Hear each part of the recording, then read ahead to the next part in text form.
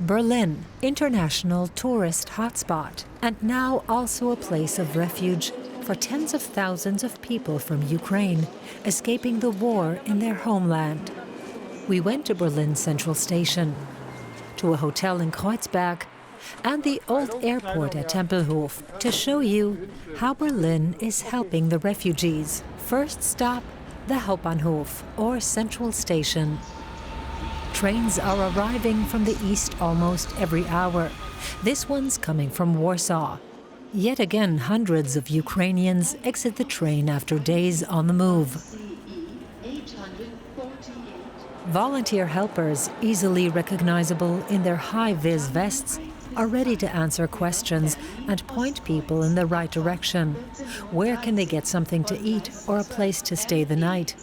Some Ukrainians plan to continue their journey to other cities in Germany. Others are staying right here in Berlin. The volunteers are everywhere. The ones wearing orange vests speak Ukrainian and Russian. The ones wearing yellow, German and English. It's the only thing I can do, and it's very necessary. There is something like 5,000 to 6,000 people who arrive every day at this train station, and usually 100 volunteers are here. And since the first day I'm here, I see people who really need and appreciate this little support we can give, so I do that. Ich bin hier zu Besuch bei einer Freundin, eine Woche, und die muss heute arbeiten. Also hatte ich nach einem sinnvollen Zeitvertreib gesucht. Man hat diese Nachrichten bekommen und diese schrecklichen Nachrichten und man fühlt sich verpflichtet, irgendwas zu machen. Man braucht das, hier zu kommen und irgendwas zu machen. If there were not these volunteers to help here, it would be even more chaotic than it is at the moment. I think it takes a bit of time for the states, for the local official bodies to step in. So until there is a more organized response, it just needs private individuals to come and help. Berlin Central Station is large and confusing. Signs show the refugees where to go. There are offers of help at every turn. At this desk, Ukrainians can get free train tickets to any onward destination within Germany. Deutsche Bahn handed out more than 100,000 of these Help Ukraine tickets last weekend alone. Germany's national railway company is also laying on special trains for refugees and transporting aid to Ukraine. Der Strom der Geflüchteten nimmt immer mehr zu. Es sind immer mehr auf dem Weg in Sicherheit. Sie bringen ihre Kinder, ihre Älteren, ihre zum Teil Großeltern, die die Flucht jetzt schon zum zweiten Mal in ihrem Leben mitmachen. Und um die müssen wir uns kümmern. Diese Zahl wird größer. Wir haben auch hier in Berlin festgestellt, dass der Berliner Hauptbahnhof da auch an Kapazitätsgrenzen gerät. Deswegen gibt es seit Ende vergangener Woche auch in Hannover im Messegelände einen Bahnhof, wo Geflüchtete direkt hingebracht werden, aus Polen kommend, nicht mehr über Berlin fahren müssen. Und wir hoffen, dass innerhalb Deutschlands die Geflüchteten noch an anderen Orten ankommen können, dass eben diese große Last auf diesem einen Standort hier in Berlin etwas abnimmt und auf mehreren Schultern verteilt wird. In front of the station, various mobile phone companies hand out free SIM cards. Ukrainians just have to show their passports. The cards give them access to the internet in Germany and the ability to make phone calls. After all, keeping in touch with those back home is crucial. The Berlin City Mission and the Berlin Senate have set up tent here. It's a port of call for all refugees intending to stay in Berlin for the time being. It's warm inside, and there's food and drink available. It's a place for people to spend time before they're bused to their accommodation in the capital. Ich glaube, die größte Herausforderung ist, diesen vielen Fragen, die gestellt werden, gerecht zu werden und alle adäquat zu beantworten. Die Menschen haben natürlich Fragen von, wo bekomme ich eine Kopfschmerztablette, bis zu alleinreisenden Jugendlichen, die hier landen. Das sind so 4 bis 5 am Tag, um die kümmert sich der Kinder- und Jugendschutzbund. Bis zu, ich warte noch auf Verwandte, wo kann ich die am besten treffen?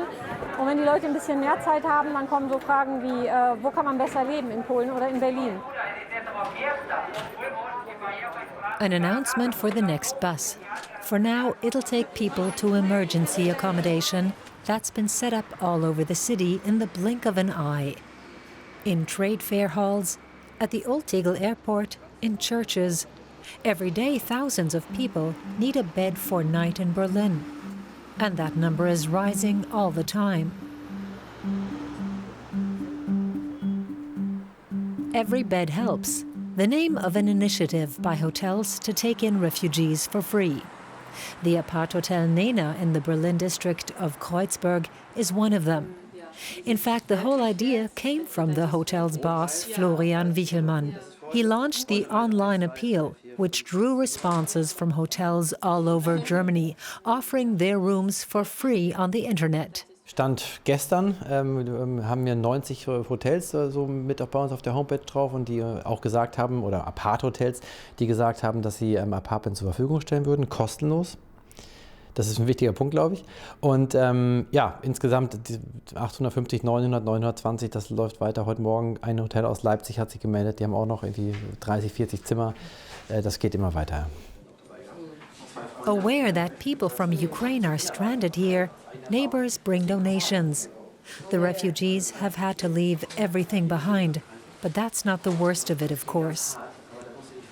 Eine Mutter hat ihre Schwester versucht zu erreichen übers Handy und wir waren live dabei, weil sie neben uns stand und sie hat ihre Schwester erreicht und die ist mit ihrem Mann und ihren Kindern noch da geblieben.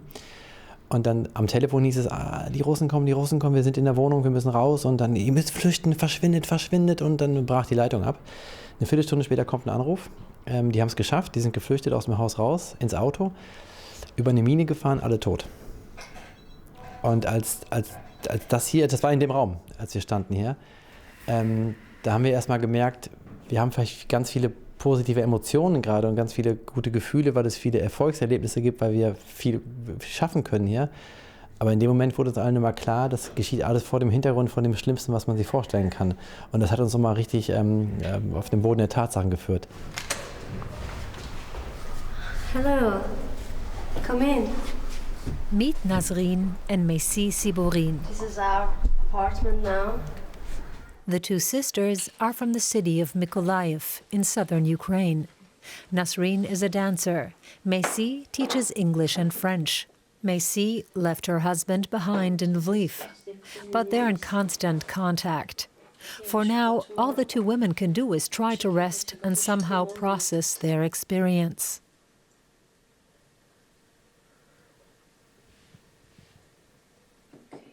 It was really, I cannot really explain, it was really terrible situation and people panic.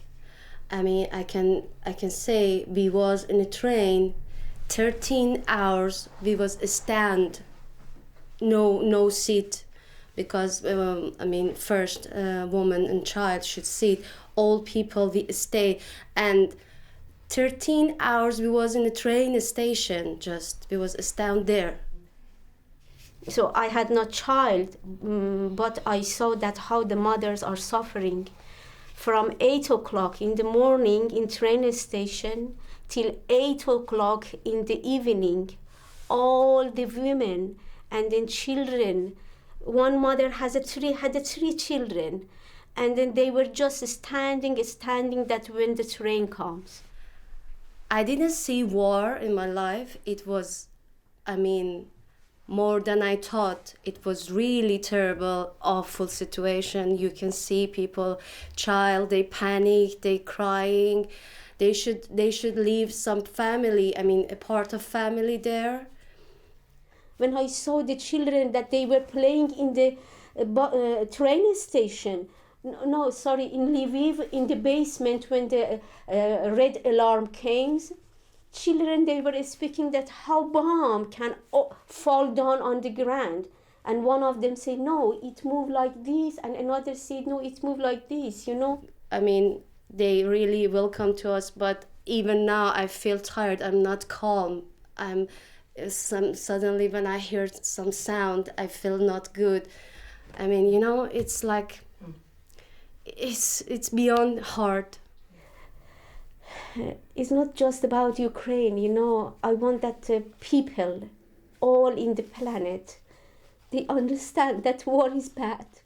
We should not start war. We should tell to our children, war is bad. We don't know exactly now what we should do, but we are waiting for registration, and we hear that German government said we will accept for 3 years, not as a refugee, as an immigrant for 3 years. And we are waiting for, they will tell us which place we should go for register. And they said we will give you a place to live, and little by little, from zero actually, we should start life. This is the old airport at Berlin-Tempelhof. 70 years ago, planes flown by the Western Allies landed here. For almost a year, they dropped supplies to West Berlin from the air after the Soviets blocked all access routes to western sectors of the city. This monument recalls the airlift and the pilots who lost their lives in the campaign. Decades on, the parking lot in front of Tempelhof Airport is once again a hub for aid, this time in the form of donations for the people of Ukraine, from the people of Berlin. Darf ich Sie mal fragen, was Sie hier alles abgeben? Das ist ja unendlich viel. Also Bettwäsche, Handtücher, Reinigungssachen, mal hier Kindersachen. One of the volunteer helpers here is Christel Reisenberger. She's a teacher, but today's her day off, and she felt the need to get involved. Und da sind, wie gesagt, Mäntel drin, Wintermäntel,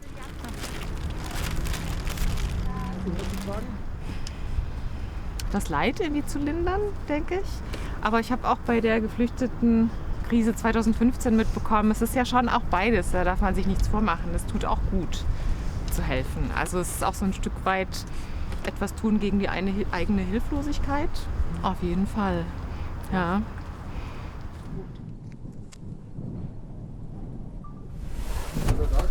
Kleidung, ja. The donations are brought to this hangar, not just from the parking lot, but also from other collection points throughout the city. Also here, plenty of volunteers pitching in to help. The donation program is being run by a number of organizations, including the charity Tentaya. It's been running social projects in Berlin for years.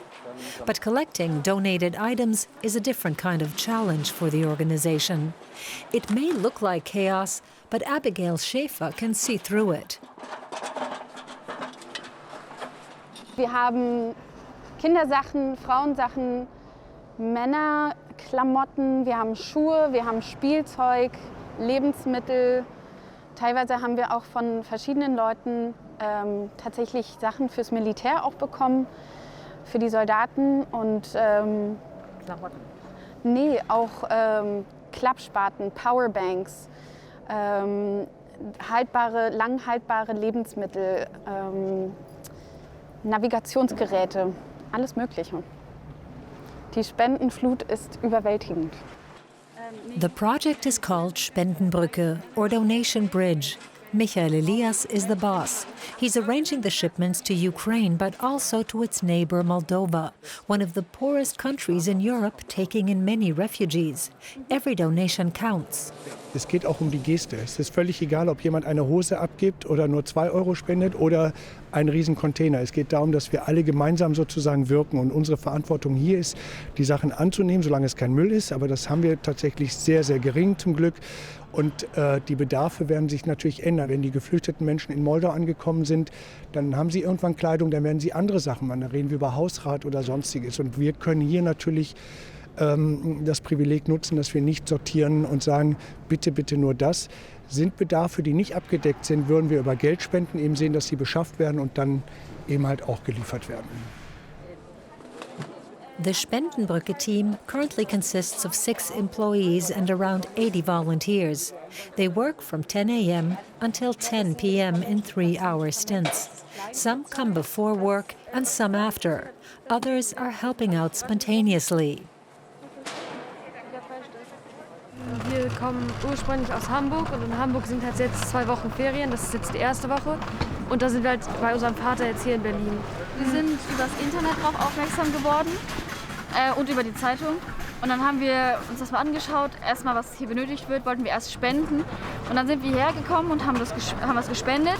Und dann haben wir geschaut, dass man hier auch helfen kann. Einfach nur zu Hause sitzen und die Fernsehbilder sehen, das ist doch ziemlich erschütternd und unfassbar. Und hier hat man das Gefühl, man kann einfach mit anpacken und kann irgendetwas tun. Another delivery has just arrived. A van full of items donated by the people of the city.